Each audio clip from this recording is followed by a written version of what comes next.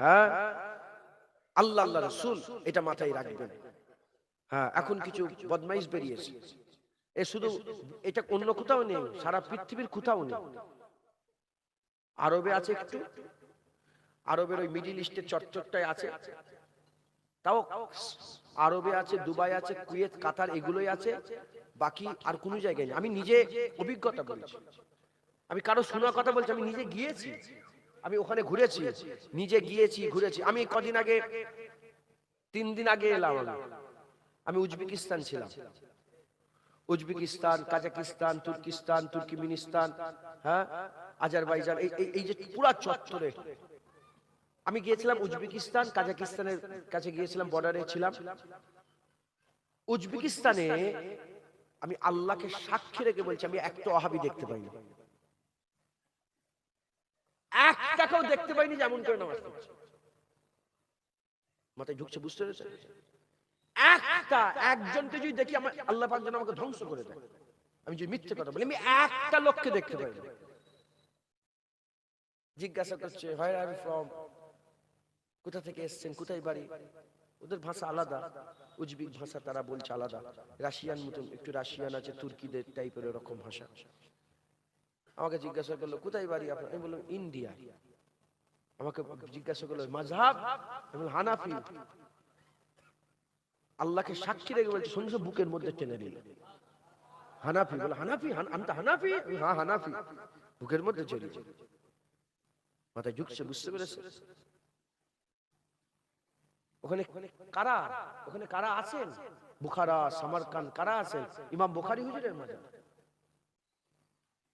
মাথায় ঢুকছে, বুঝতে পেরেছে? ইমাম বুখারী হুজুরের মাজার, হযরত আবু মনসুর আল মাতুরিদির মাজার। আমরা তো মাতুরিদি আকীদায়, আমরা কি মাতুরিদি।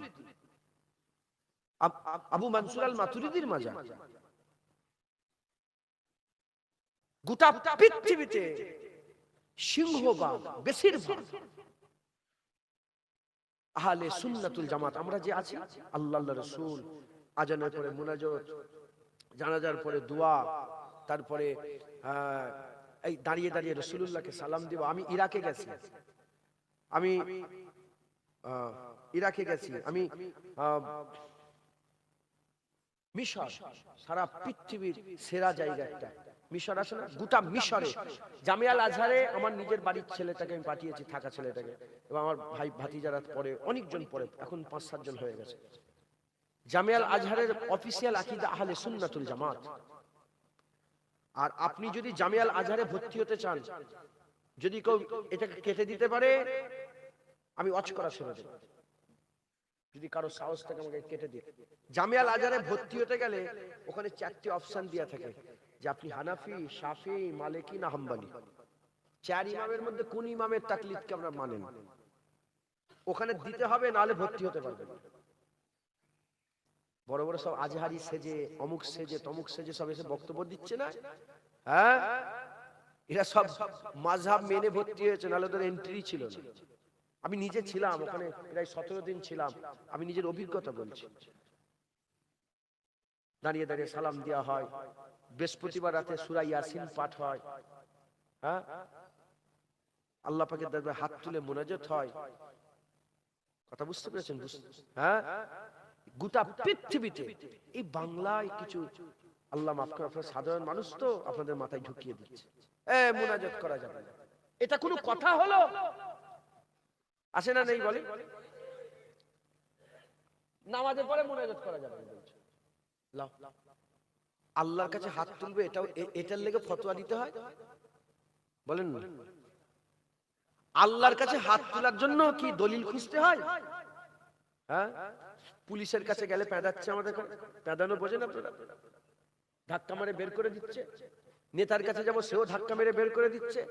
এদিকে এমএলএর কাছে যাবো, এমপির কাছে যাবো, মন্ত্রীর কাছে যাবো, যে হাঁকিয়ে দিচ্ছে, যেখানে হাত পাতি সেখান থেকে আমাদের হাতে থুতু ফেলে দেয়।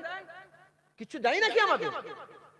আমাদের তো একটাই দোর, একটাই দরওয়াজা, আল্লাহ পাকের দরবারে আমরা হাত তুলি। কথা ঠিক না বেটি? বলে হাত তোলা যাবে না। হ্যাঁ,